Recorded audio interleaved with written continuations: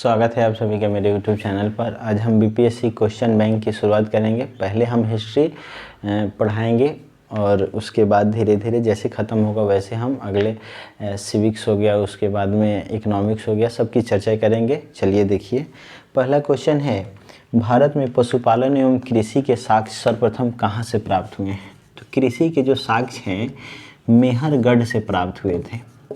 मेहरगढ़ जो अभी पाकिस्तान में, यहीं से गेहूं के साक्ष्य प्राप्त हुए हैं। यहाँ पर कृषि जो है 7000 ईसा पूर्व से 5500 ईसा पूर्व में विकसित हो चुकी थी और यहाँ पर गेहूं की खेती उस समय की जाती थी। चावल के जो साक्ष्य हैं वो कोलीडीहवा से प्राप्त हुए हैं।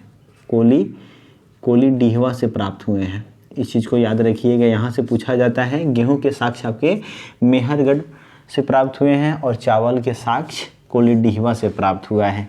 लेकिन वर्तमान समय में अगर कृषि का साक्ष्य आपसे पूछेगा तो आप मारिएगा लहुरा देव। अगर ऑप्शन में लहुरा देव नहीं रहे तो आप इसके साथ जा सकते हैं, क्योंकि 9000 ईसा पूर्व में खेती की प्रमाण यहाँ पर प्राप्त हुई है। ठीक है, अगला क्वेश्चन देखिए, निम्नलिखित में से किसको कैल्कोलिथिक युग कहा जाता है? कैल्कोलिथिक जो युग है, कैल्कोलिथिक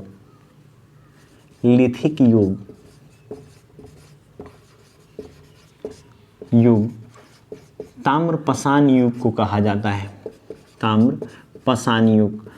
ताम्रपाषाण युग का मतलब है कि जिस युग में तांबे और पाषाण दोनों से बने हुए औजारों का प्रयोग किया जा रहा था, उस युग को ताम्रपाषाण युग बोला गया। ठीक है, और इसी को कैल्कोलिथिक युग कहते हैं, ध्यान में रखिएगा। अगला क्वेश्चन सुनिए, हड़प्पा में मिट्टी के बर्तनों पर सामान्यतः किस रंग का उपयोग होता था? हड़प्पा में मिट्टी के बर्तनों पर, हड़प्पा में बर्तनों की पुताई में या रंगाई में लाल रंग का खास करके प्रयोग किया जाता था और काले रंग का भी प्रयोग किया जाता था। इस चीज़ को याद रखिएगा। बर्तनों को यहाँ पर मृदभांड बोला गया है। मृदभांड, इस चीज़ को याद रखेंगे, मृदभांड बोला गया। हड़प्पा जो सभ्यता है इसकी खोज दयाराम साहनी ने किया था 1921 में। यहाँ के बहुत सारे स्थल खोजे गए हैं जिसका हम विस्तार से चर्चा आगे करेंगे क्वेश्चन के हिसाब से। चलिए, अगला क्वेश्चन है, सिंधु सभ्यता निम्नलिखित में से किस युग में पड़ता है? सिंधु सभ्यता जो है, सिंधु सभ्यता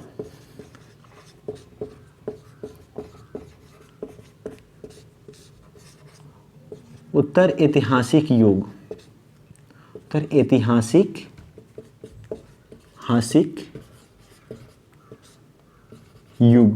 में पड़ता है। ठीक है, या इसे आप बोल सकते हैं आध ऐतिहासिक युग।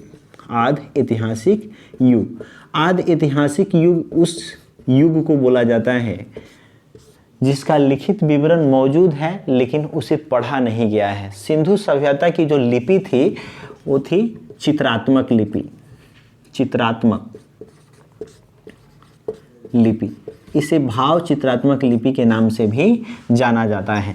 इस चीज़ को याद रखिएगा। सिंधु सभ्यता इसलिए इसको बोला गया क्योंकि सिंधु नदी एवं इसकी सहायक नदियों के तटवर्ती इलाकों में इस सभ्यता का विकास हुआ था, इसलिए इसको सिंधु सभ्यता बोला गया। इसको उत्तर ऐतिहासिक युग या आदि ऐतिहासिक युग भी बोला जाता था। यहाँ की लिपि चित्रात्मक लिपि या भाव चित्रात्मक लिपि है जो अभी तक पढ़ी नहीं गई है। चलिए, अगला क्वेश्चन देखिए,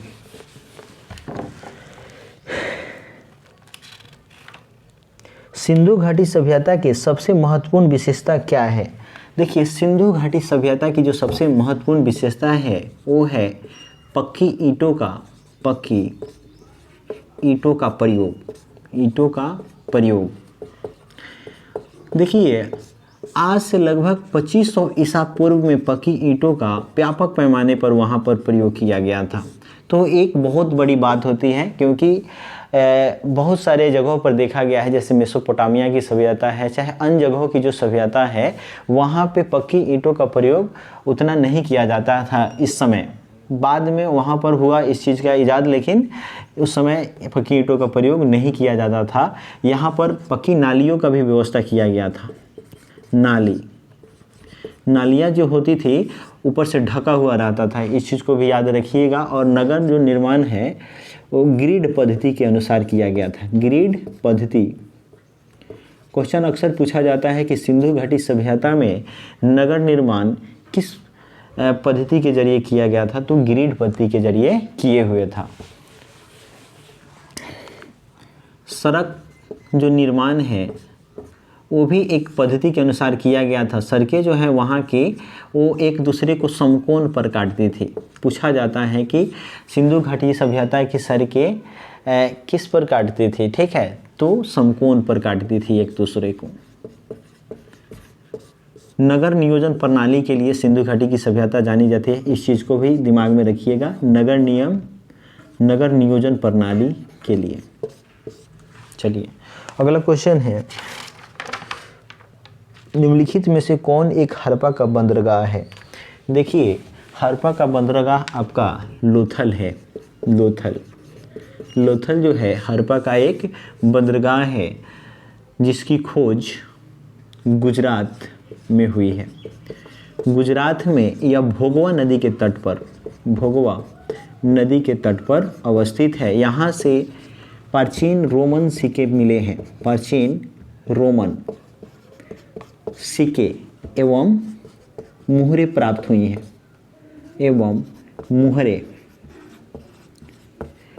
हुई हैं। और यहाँ से चावल की भूसी भी प्राप्त हुई है बड़े पैमाने पर। चावल की भूसी, इससे ज्ञात होता है कि उस समय चावल का प्रयोग किया जाता होगा, ठीक है। चावल की भूसी प्राप्त हुई है, इस चीज़ को याद रखिएगा। उस समय लोथल जो है यहाँ पर, हाँ भोगवा नदी हो गया है। चलिए इस चीज़ को याद रखिएगा।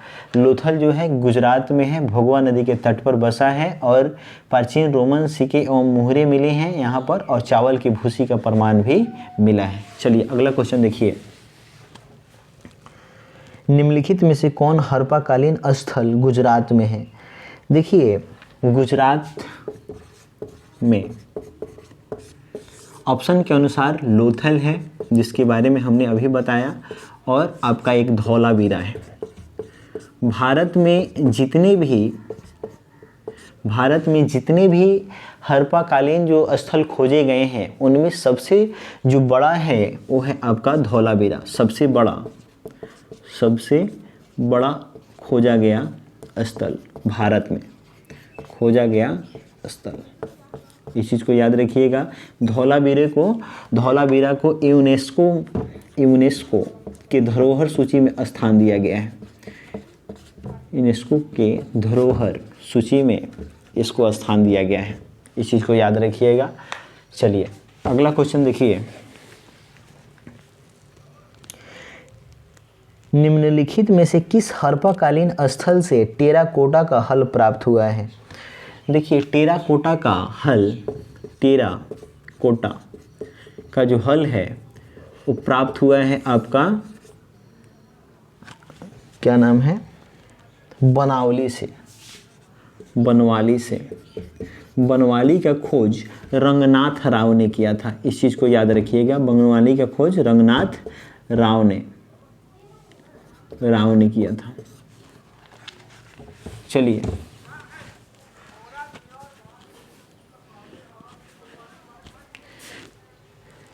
अगला क्वेश्चन है कि किस हड़प्पा नगर में जूते हुए खेत के निशान मिले हैं। जूते हुए खेत के जो निशान हैं बनावली से प्राप्त हुए हैं, ठीक है। वाली से प्राप्त हुए हैं जूते हुए खेत के प्रमाण प्राप्त हुए हैं, ठीक है। चलिए अगला क्वेश्चन है, 10 नंबर, निम्नलिखित में से कौन हड़प्पा और मोहनजोदड़ो के उत्खनन से संबंधित नहीं थे? यहाँ पे ये ऑप्शन वाइज होगा आपका B.A. स्मिथ नहीं थे। आप क्वेश्चन बैंक में देखिएगा घटना चक्र के तो उसमें मिलेगा 10 नंबर क्वेश्चन, B.A. स्मिथ नहीं थे, बाकी लोग था। B.A. स्मिथ। इनकी एक पुस्तक थी, इस चीज़ को याद रखिएगा, ए अर्ली हिस्ट्री ऑफ इंडिया, जिनमें इन्होंने समुद्रगुप्त जो गुप्त वंश का था, समुद्रगुप्त को भारत का नेपोलियन कहा है। नेपोलियन, ये क्वेश्चन बार बार पूछा जाता है कि किसने समुद्रगुप्त को भारत का नेपोलियन कहा था? तो कहा था B.A. स्मिथ ने। किसमें कहा था? तो उनकी एक पुस्तक थी ए अर्ली हिस्ट्री ऑफ इंडिया, उस पुस्तक में इन्होंने कहा था। समुद्रगुप्त जो है एक गुप्त वंश का शासक है, गुप्त वंश का शासक है जो बहुत ही पराक्रमी था, ठीक है। इसके सिक्कों पर बीना बजाते हुए दिखाया गया है। सिक्कों पर बीना बजाते हुए दिखाया गया है। बीना क्वेश्चन अक्सर पूछा जाता है कि गुप्त वंश के किस शासक को उसके सिक्के पर बीना बजाते हुए दिखाया गया है, ठीक है। तो वो दिखाया गया है समुद्रगुप्त को। इस चीज़ को याद रखिएगा। चलिए, ये 10 क्वेश्चन का सीरीज है। आपको अगर अच्छा लगता है तो प्लीज़ कमेंट करके बताइए कि अच्छा लगा, ठीक है। अगर मुझसे कुछ भूल हुई है तो उसे प्लीज़ इग्नोर कीजिएगा और ज़्यादा से ज़्यादा लाइक कीजिए इस वीडियो को और शेयर कीजिए। धन्यवाद।